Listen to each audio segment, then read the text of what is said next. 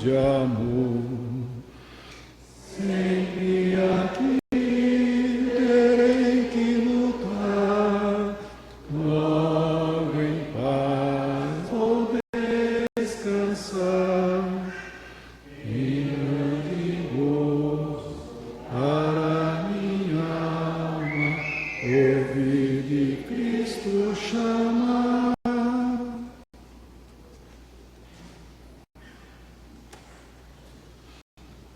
Podemos orar? Bendito Deus, nosso Pai, nós te damos graças por teu amor plenamente revelado, dando teu Filho, enviando o amado para vir a esse mundo. Nós, perdidos, inimigos teus, tu nos amaste e deste o melhor, o único Filho, para morrer por nós, pecadores. Nós agradecemos por este que veio da glória, o Santo, nascido aqui nesse mundo, para fazer a tua vontade. Esse que foi o teu deleite, e também aquele que foi à cruz para tomar sobre si os nossos pecados, para estar diante de ti, um Deus justo, santo, e foi ele o alvo do teu juízo que nós merecíamos. Nós agradecemos por este amor tão grande. Agradecemos a ti, Senhor Jesus, que tu ficaste na cruz, padecendo em nosso lugar, sendo o nosso substituto. E agradecemos também que tu estás vivo agora, ressuscitado dentre os mortos, e hoje nós temos aqui o privilégio de falar desse teu amor. Nós pedimos que ao abrir a tua palavra, tu estejas também abrindo nossos corações, entendimento, para que possamos conhecer um pouco mais da tua pessoa tão bendita, do teu amor. Teu nome bendito, nosso Salvador Jesus, e a ti, ó Pai, também te damos graças. Amém.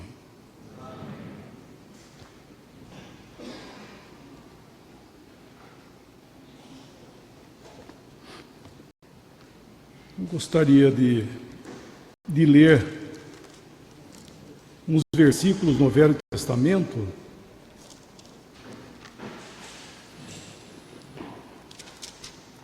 no livro de Reis, segundo a Reis,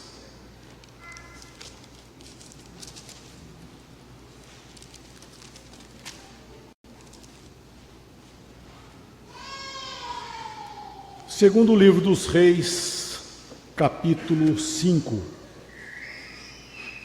É uma história conhecida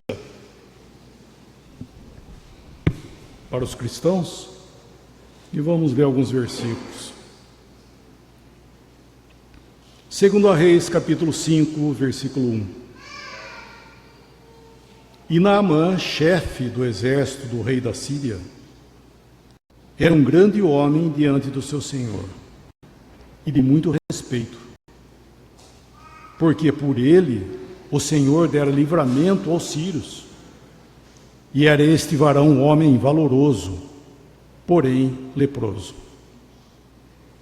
E saíram tropas da Síria e da terra de Israel, levaram presa uma menina que ficou ao serviço da mulher de Naamã. E disse esta à sua senhora: tomara que o meu senhor estivesse diante do profeta que está em Samaria, ele o restauraria da sua lepra. Então entrou Naamã e notificou ao seu senhor, dizendo: assim e assim falou a menina que é da terra de Israel. Então disse o rei da Síria: vai, anda, enviarei uma carta ao rei de Israel. E foi e tomou na sua mão 10 talentos de prata e 6.000 siclos de ouro e 10 mudas de vestes.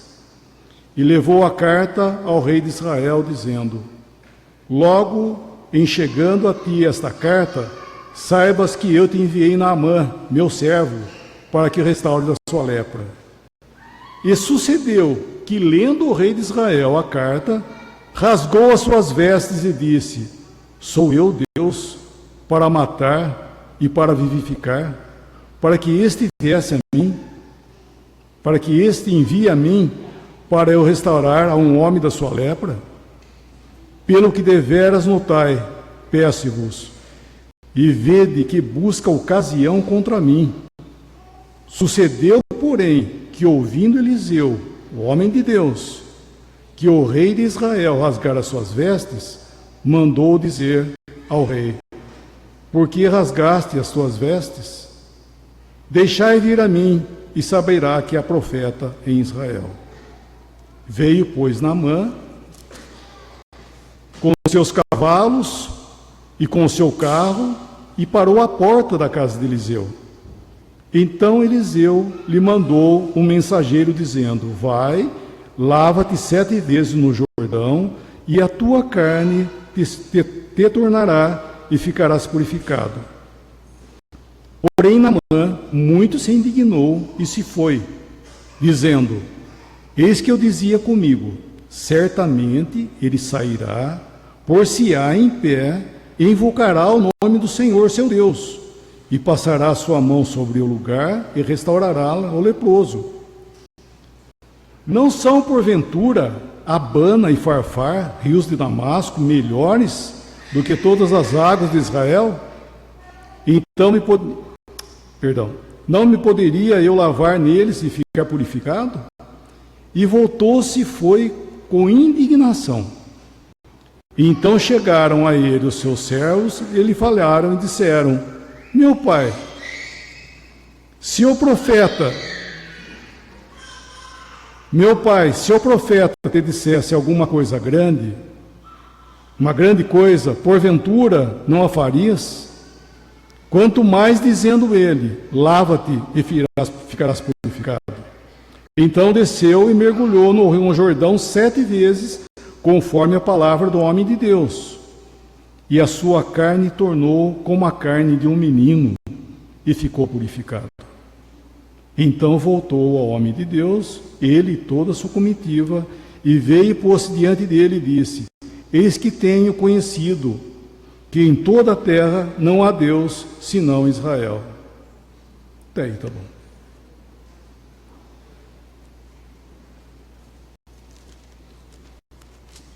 Pensando nesse homem, eu creio que esse homem, ele conseguiu ser tudo aquilo, ou pelo menos aquilo, que toda pessoa no mundo gostaria de ser. Nós vemos que ele era um chefe de exército, um grande homem diante do rei. Esse seu senhor aqui é o rei da Síria. Ele era uma pessoa de respeito, e por ele conseguiu as vitórias no seu país. Enfim, ele era um homem notável. Então ele tinha prosperidade no trabalho, prosperidade na sua vida popular. Obrigado. E ele tinha tudo, né? Um grande homem. Só que no final do versículo, do nosso capítulo, versículo 1, tem um porém, né? De tudo que ele era aqui, né? De todos as suas vantagens, né? O que ele era, no final do versículo tem uma vírgula e fala um porém. Porém, ele era o quê? Leproso. E podemos pensar que com tudo aquilo que ele tinha, que ele era, nós vemos aqui que com a quantidade de bens que ele foi lá para Israel, levando junto com ele prata e ouro, ele não tinha ninguém que ele pudesse. Ele não tinha ninguém que ele pudesse pagar para curar ele. Nós temos algo semelhante nos evangelhos de uma mulher também, que ela tinha um sangramento e que ela gastou todos os seus bens com médicos e não pôde ser curada. E ela vai ao Senhor e toca. Fazia 12 anos que ela sofria daquela enfermidade. Ela tocou no Senhor e ela sarou. E aqui esse homem, com todos os seus bens, com toda a sua... tudo que ele era valoroso, como diz aqui, um homem valoroso, não tinha quem que ele pudesse recorrer. E eu estava pensando que é interessante, que nessa ocasião do versículo 2 aqui, que quando alguns de Israel foram levados cativos, foi levado cativo também uma menina. Não se diz aqui a idade dela, mas ainda era uma moça nova ainda, bem nova. E ela foi a mão de Deus ali na casa de Naamã, porque ela foi lá justamente, foi levado cativo e foi cair na casa dele para trabalhar para ele. E ela, com pena dele, versículo 3, aí fala tomara, mas ela está dizendo assim, quem me dera que o meu senhor, que o capitão, que o rei o capitão do exército, o Naamã, quem me dera que ele tivesse diante do profeta de Deus e ele seria curado. Era a voz de Deus para ele. E a esposa fala e ele, puxa vida, eu vou atrás disso aí. E ele vai atrás do rei, do seu rei, do rei da Síria, e o rei da Síria escreve uma carta para o rei de Israel e fala, estou mandando o meu servo aí, o capitão, então cura ele.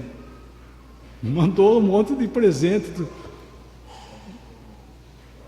Nada mais claro, do que o rei de Israel pegar aquela carta e falar, bom, esse homem quer guerra comigo, porque como é que eu vou curar esse homem aqui? Ele está buscando um pretexto para a guerra, é isso que ele está fazendo. Ele está me provocando, porque eu sabe que eu não vou fazer isso, e rasgou as suas vestes. Mas o profeta falou, manda ele vir aqui. Não rasgue o rei as suas vestes, manda ele vir aqui, porque existe Deus em Israel. Existe um profeta de Deus. Então, nós vemos ele agora encaminhando para a casa de Eliseu, com toda aquela comitiva que foi para o rei de Israel, agora se dirigiram para a casa de Eliseu. Chegando lá, Eliseu fala para o seu servo, vai e fala para Naamã mergulhar 7 vezes lá no Rio Jordão. Ele saiu e falou, o profeta fala isso. E é interessante que ele estava pensando, bom, eu vou chegar lá, quando ele estava indo, vou chegar lá, o profeta vai sair da casa dele, vai pôr a mão na lepra, vai invocar a Deus e vai fazer toda essa solenidade e eu vou ficar curado. Ele nem saiu de lá de dentro, nem saiu de lá, mandou recado para que eu fosse no Jordão, mergulhar lá. E daí ele pega e vai embora indignado. O que é isso para nós? O que é isso que está na Bíblia, que é um fato que aconteceu, essas pessoas existiam, é um fato que aconteceu, o que é isso para nós? Aqui nós estamos encontrando um homem leproso. Lepra aqui não tinha cura. Até hoje, inclusive, certos tipos de lepra ainda ela é difícil de se tratar. Mas nessa época, um leproso não tinha cura. E a lepra, até nos evangelhos, nós encontramos a lepra também ali, tendo o seu lugar com uma coisa má. E isso para nós é uma figura do quê? É uma figura do pecado. O homem, por mais bem-sucedido, por mais alto que ele seja, mais valoroso que ele seja, todos eles, ou seja, os inferiores também, né? Todos eles, todos nós, né? Temos uma vírgula escrito assim, mas pecador. Essa lepra é um pecado. É um pecado que não tem cura. Não existe cura para isso. Nós estamos vendo aqui, ó, que esse homem, tudo que ele tinha, não tinha cura. Miserável, né? Com tudo a sua prosperidade, ele sofria com aquela enfermidade. E assim é o homem, né? Cada pessoa. Nós somos por natureza, né? Pecadores. O pecado não é uma coisa que chega a nós depois de um tempo que nós vamos vivendo, aí o pecado chega a nós e bate na porta, aí nós somos contaminados. Não é isso. O pecado veio de dentro, né?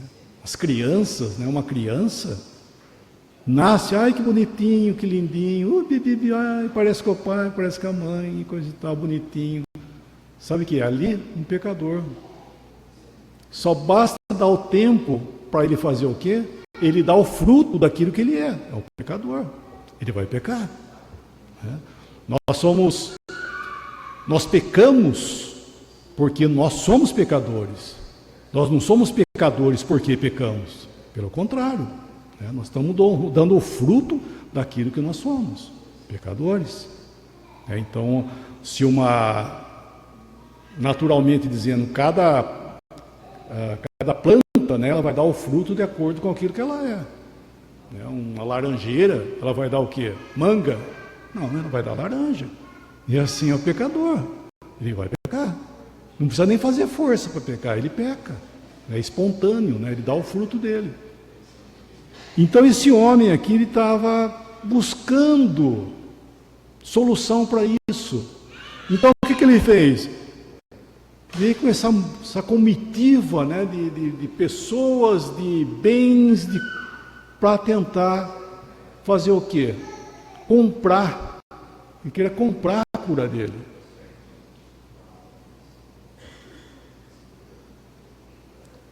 Meu querido, somente Deus pode curar a lepra.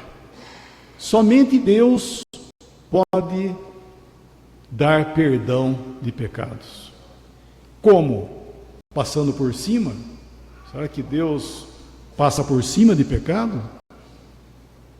Quando a palavra de Deus fala que nós somos, que uma pessoa pode ser perdoado, por quê? Porque Deus vai fazer vista grossa?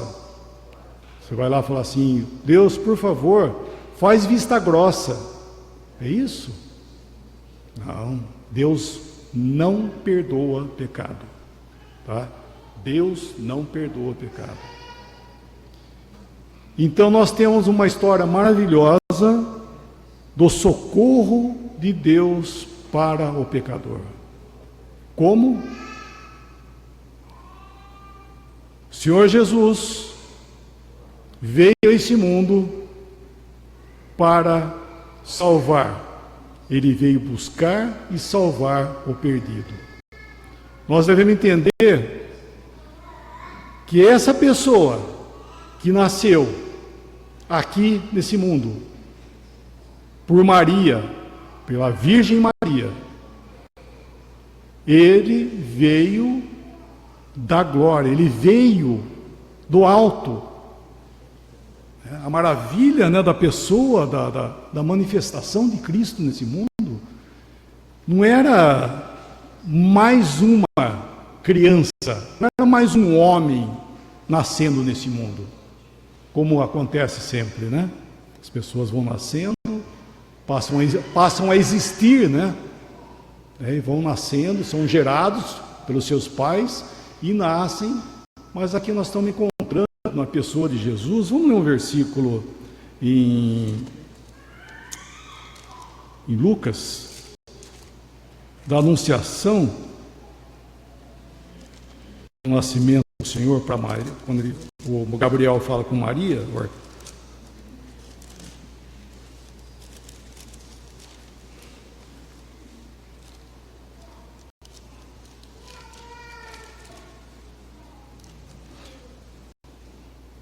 Capítulo 1, né, de Lucas 1.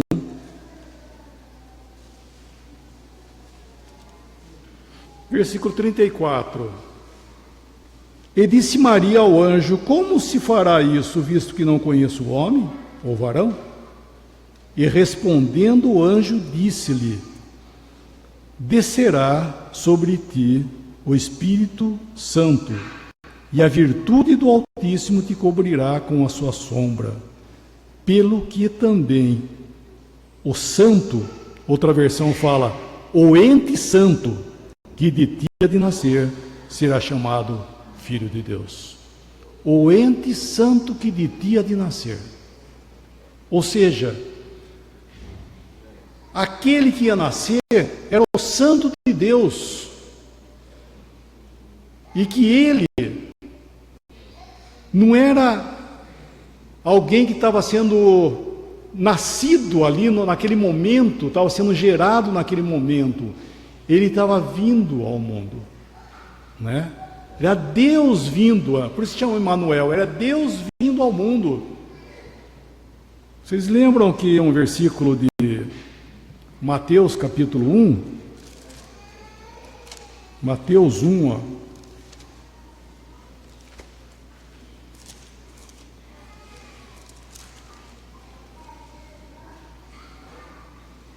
Deixa eu pegar nessa outra versão aqui para poder localizar.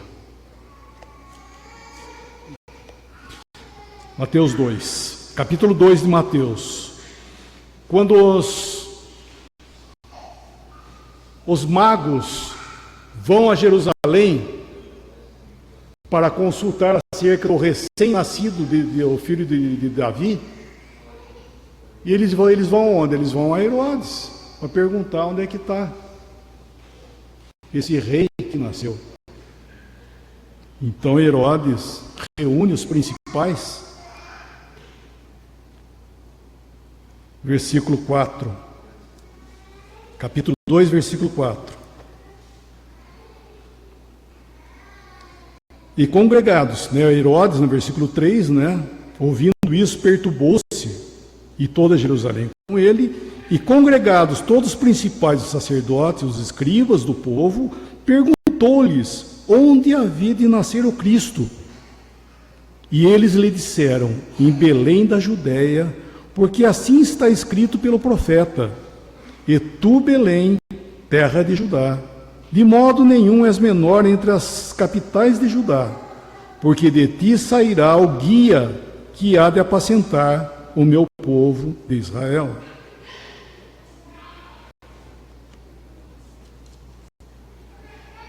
Então, nessa previsão, né, ele ia nascer em Belém, porque foi dito pelo profeta. E tu, Belém, ele fala da profecia. Eles falam ali, os escribas e tudo mais. Mas eu gostaria de ler esse versículo aqui, no livro de Miqueias. Porque ele cita uma profecia de Miqueias, capítulo 5, livro de Miqueias.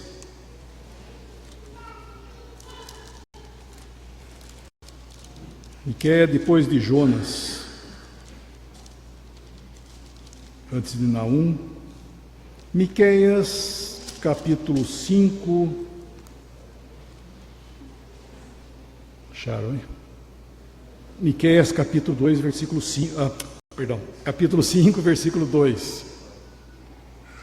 Ele diz assim: E tu, Belém Efrata, posto que pequena entre as milhares de Judá, de ti sairá o que será Senhor em Israel, e cuja origem são desde os tempos antigos, desde os dias da eternidade. Olha que maravilha! Ele estava falando do Cristo, do Messias. As origens dele são desde os tempos antigos, desde os dias da eternidade. Então aquela pessoa que ia nascer ali, que ia nascer no ventre de Maria, era Deus vindo ao mundo, Deus se fazendo carne aqui, é Deus encarnado.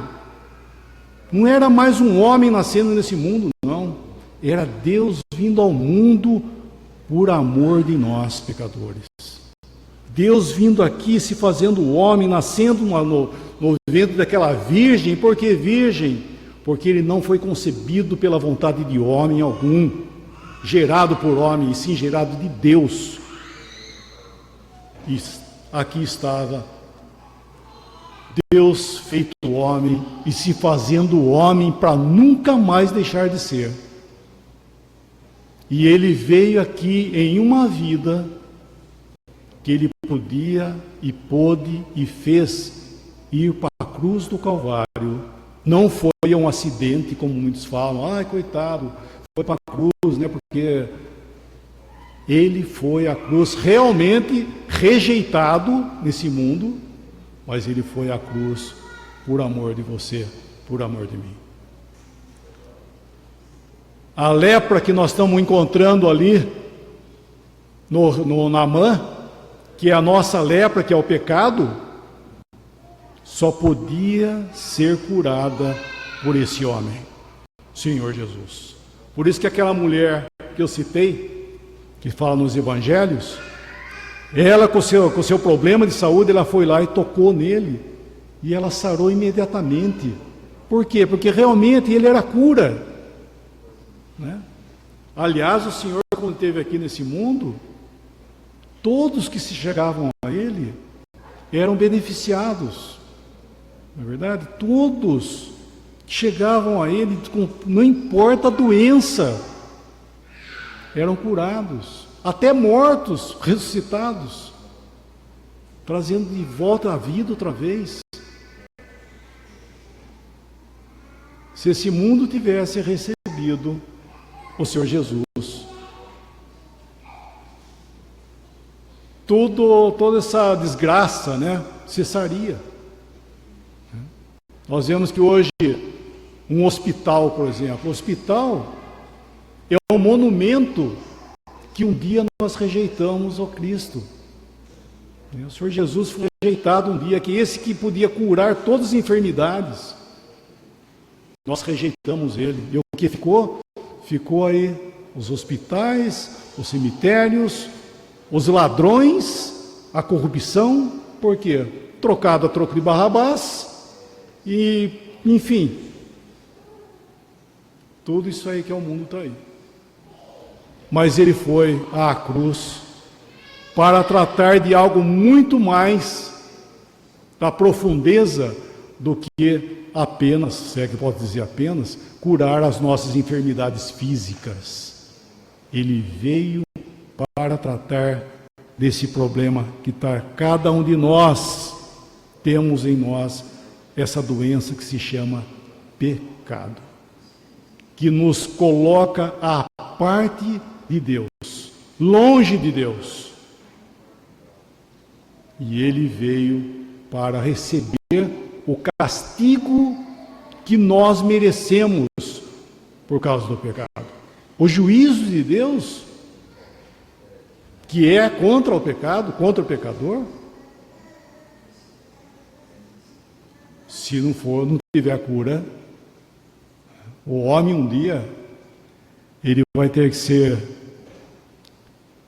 apresentado diante do próprio Senhor Jesus, no juízo final, para dar conta dos seus pecados. Por quê? Porque ele não está aceitando a solução do qual está sendo apresentado pelo Evangelho hoje, que Cristo, o Senhor Jesus, esse homem aqui que veio da glória, aqui nesse mundo, se fez homem, foi para a cruz para receber o castigo que eu merecia, que nós merecíamos. Ele ficou na cruz. O Senhor Jesus ficou 6 horas na cruz. Foi crucificado 9 horas da manhã e ficou até as 3 da tarde. As 3 primeiras horas, ele ficou sofrendo o escárnio dos homens. E quando deu meio-dia, fez trevas sobre toda a terra até as 3 horas da tarde. E nesse tempo foi que ele recebeu o castigo de Deus que nós merecíamos. O Senhor Jesus, na sua perfeição, ele pôde ser o Cordeiro de Deus para salvar-nos. O irmão falava há pouco sobre os cordeiros, né, as ofertas que eram feitas para a expiação do pecado no Velho Testamento, e nós vemos que as ofertas, na realidade, eram feitas, como nós vemos em Hebreus, eram feitas para comemoração de pecado. Ou seja, ele apresentava a oferta, só que daí o dia seguinte ele pecava outra vez, tinha que levar a oferta outra vez. E o sumo sacerdote, uma vez por ano, entrava lá e apresentava e fazia, como diz no capítulo 10 de Hebreus, versículo 3, ele fazia comemoração do pecado. Ele estava dizendo o quê com aquela oferta? Que o pecado ainda está aí e precisa de solução. Então o Senhor Jesus veio para uma vez, com um só sacrifício, ele aperfeiçoou para sempre todos os que são santificados. Então, esse Naamã chegou lá e o recado de Eliseu para ele falou: vai no Rio Jordão e mergulha lá 7 vezes e será limpo. E o Jordão é uma figura ali para nós da morte de Cristo, é mergulhar no rio da morte. Mas ele ficou indignado, por quê? Porque primeiro que ele chegou com aquele monte de bens e o homem nem saiu da casa dele. Por quê? Como estou dizendo, salvação de Deus não está à venda. Não se compra como muitos homens apresentam hoje, né, dentro do cristianismo, a venda de salvação. Isso não existe, gente, biblicamente. Não é verdade? Deus não está vendendo salvação. Deus não está barganhando nada. A salvação de Deus é por graça. E isso é dado. A pessoa quer comprar, mas Deus está dando, Ele não está. Só que tem um detalhe: é o reconhecimento do que Deus está dizendo sobre mim. Por isso que o homem não aceita. Mas é tão fácil. Sim, tão fácil para nós, né? Para mim é fácil, mas custou a morte do Senhor Jesus, custou essa obra de expiação que Ele fez na cruz do Calvário. Todo o juízo de Deus, Ele sofreu por mim. Ou seja, a minha conta que eu devia foi perdoada? Não, foi paga. Né? Alguém pagou a minha conta. Ou, né, o dono da conta não falou assim: vamos, deixa quieto. Não, foi pago. Né? Então, nosso escrito de dívida foi cancelado porque o Senhor Jesus pagou por nós. Então esse Naamã, uma das coisas que ele ficou indignado foi isso, e ainda falou: vai lá no Jordão. E ele fala no nosso capítulo: mas porventura não é o rio Farfar, o rio como é que chama outro rio? Abana e Farfar não são melhores do que o rio Jordão? De todas as águas de Israel? O que é isso? É o pensamento humano de achar que a salvação é por grandes coisas, é fazer algo, e foi embora indignado. No entanto, um da sua guarda falou para ele: mas se o profeta tivesse falado alguma coisa difícil para o senhor fazer, o senhor não ia fazer? Eu ia. Então, ele está falando que é para você ir no Jordão, vai lá e mergulha 7 vezes. Então, ele vai e mergulha 7 vezes, e a sua carne ficou como um menino. Sabe o que é isso? Para ele lá, ele ficou restaurado, a pele dele voltou como uma criança, ficou rejuvenescido, né? A lepra sumiu tudo. O que é isso para nós? Novo nascimento. Salvação não é você melhorar, porque você não vai melhorar. Não é você melhorar. Eu vou entrar numa igreja agora e vou virar crente e agora eu vou melhorar. Eu fumava, não vou fumar mais. Eu não vou. É isso que é. Virou crente. É isso que é ser salvo? Ser salvo é você novo nascimento. É você ver que você é um pecador perdido, que não existe pagamento ou cura para sua doença. E você olhar para Deus e falar: e agora? Cristo é o meu Salvador. Por isso que o Senhor Jesus, Ele tem o nome de Salvador. Salvador do quê? Meu Salvador. Eu posso dizer, Ele é meu Salvador, porque eu criei que eu não tinha nada que eu pudesse fazer para me salvar. Ele me salvou. A salvação é de Deus. É Deus para o homem, não o homem para Deus. Quem efetua a salvação é Deus. E uma vez que você vê em Cristo o seu Salvador, você vai ver como tudo realmente vai mudar na sua vida. Tudo vai mudar na sua vida. Como esse homem aqui, ele saiu do Rio Jordão como uma criança, pele como uma criança. O que é isso? Falando outra vez, novo nascimento.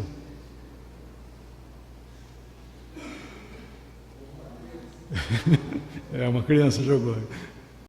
Então, o que você precisa, né, que nós precisamos, qualquer homem, né, qualquer pessoa, está precisando o quê? De salvação. E Cristo fez essa obra por nós. Então, esse homem que nós estamos vendo aqui, né, de Miqueias, vindo a esse mundo, é Deus vindo a esse mundo para efetuar essa bendita salvação tão necessária. Por quê? Por nós mesmos, nada. Esse homem deu a sua vida por nós na cruz. Morreu ali. Depois das 3 horas, ele dá a sua vida para colocar fim. Por isso que eu digo, é novo nascimento. Porque ele colocou fim à existência do homem diante de Deus. Vamos ler um versículo falando desse assunto. Dá tempo. Coríntios. 1 Coríntios, capítulo 15.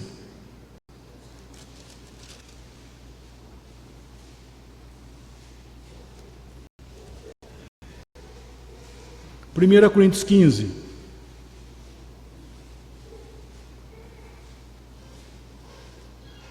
Versículo 45. Assim está também escrito: o primeiro homem, Adão, foi feito em alma vivente. O último, Adão, em espírito vivificante. Mas não é o primeiro espiritual, senão o natural, né? Seria melhor, né? Depois o espiritual. O primeiro homem da terra é terreno, o segundo homem, o Senhor, é do céu. Versículo 45, ele fala de Adão, que foi o primeiro homem, aquele que, por ele, isso nós vemos em Romanos capítulo 5, versículo 12, que por ele entrou o pecado no mundo, ou seja, o pecado entrou na raça adâmica, por ele entrou o pecado, porque ele fez algo que ele não era para ter feito. Ele comeu do fruto do conhecimento do bem e do mal, desobedecendo a Deus. E o pecado entrou e todos pecaram. Esse é o primeiro Adão. Versículo 45. Um homem que foi feito alma vivente, aquele que Deus fez ele conhecedor, né, de Deus, não era um ignorante, né? Adão não era um ignorante. Adão era um homem que Deus teceu ele do pó da terra, assoprou nas suas narinas o fôlego de vida, e ele passou a ser alma vivente. O único ser nesse mundo que Deus soprou o fôlego de vida foi o homem. Porque ele fez o homem à sua imagem e semelhança. Ele era representante de Deus. Era ele que era o cabeça de toda a criação aqui. E ele desobedeceu a Deus. E caiu. E nós caímos junto. Só que nós vemos que ele fala de quem? Do segundo Adão, versículo 45. O primeiro homem, Adão.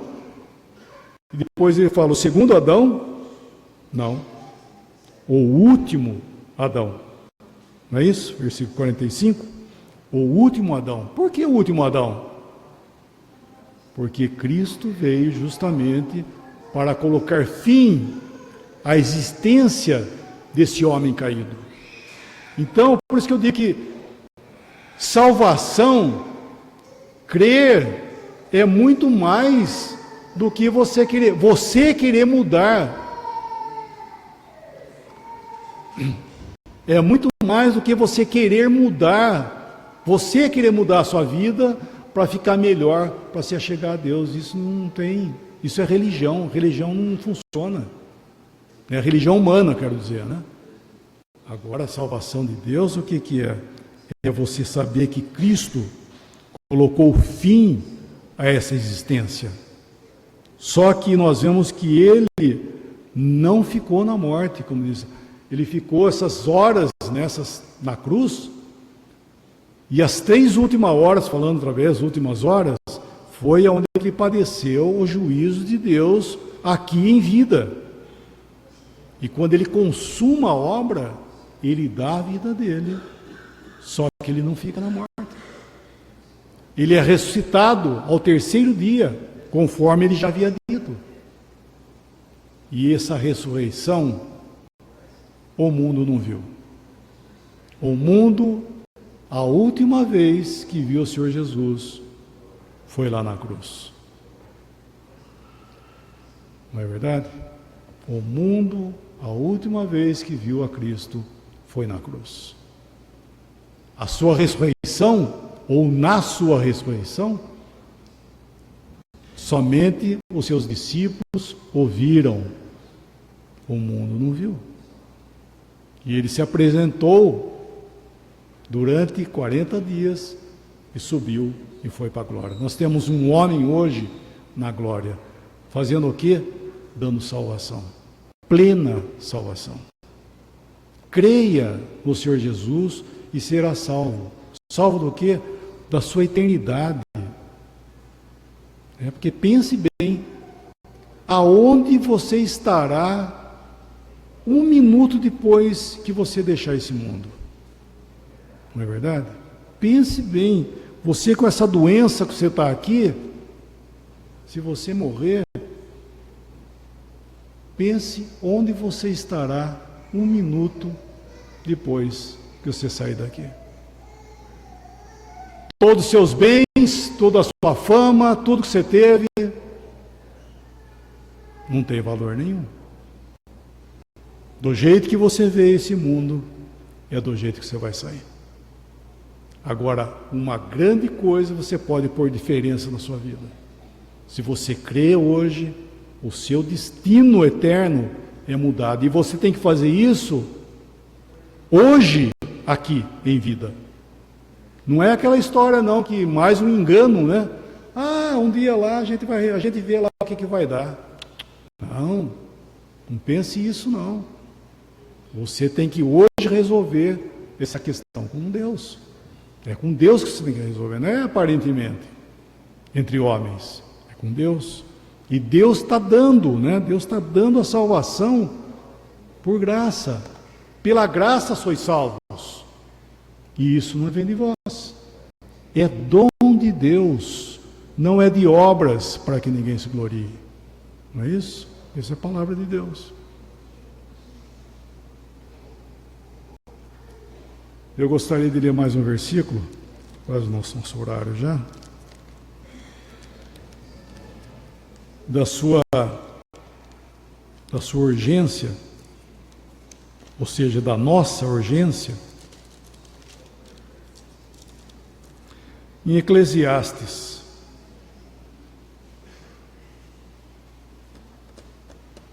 Eclesiastes 11, capítulo 11,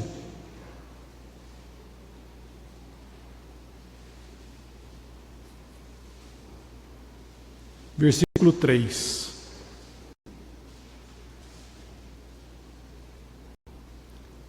Estando as nuvens cheias, derramam a chuva sobre a terra.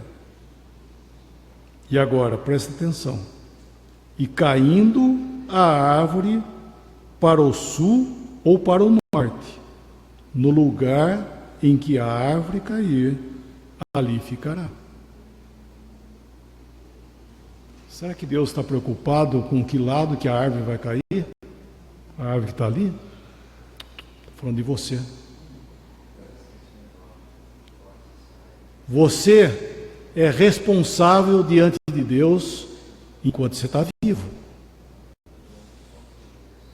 Porque um dia a árvore vai cair. Ou seja, um dia você vai deixar esse mundo. Por isso que eu estou falando. Você, uma hora, você vai tombar. A árvore vai cair. Qualquer um de nós. Só que aqui ele está falando que a árvore pode cair para o sul ou para o norte. Mas no lado que ela cair, aí ela vai ficar. Ou seja, a sua eternidade com Deus ou sem Deus é aqui que você tem que resolver, enquanto você está em pé. Porque na hora que você cair, no lado que você cair, aí você vai ficar. Houve um homem no Evangelho, nos Evangelhos, né, no Evangelho de Lucas principalmente, dizendo dele, um homem rico, vivia regaladamente, e tinha um pobre que jazia à sua porta, chamado Lázaro. Os dois morreram. E quando esse homem rico se deu conta, ele estava em tormento. E ela no seu diálogo, né, após a morte, disse assim: mas manda avisar, porque eu tenho 5 irmãos, manda avisar eles para que eles não venham com esse lugar de tormento que estou. Foi dito, porque ele era um judeu, foi dito a ele: eles têm a lei e os profetas, ouçam.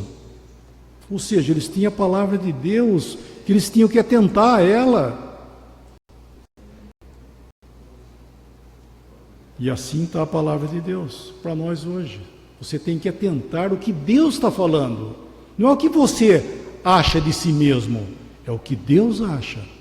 E sabe que Deus fala de nós? Você é um pecador. Todos pecaram, diz a palavra. Todos pecaram. Mas o dom gratuito de Deus é a vida eterna por Jesus Cristo.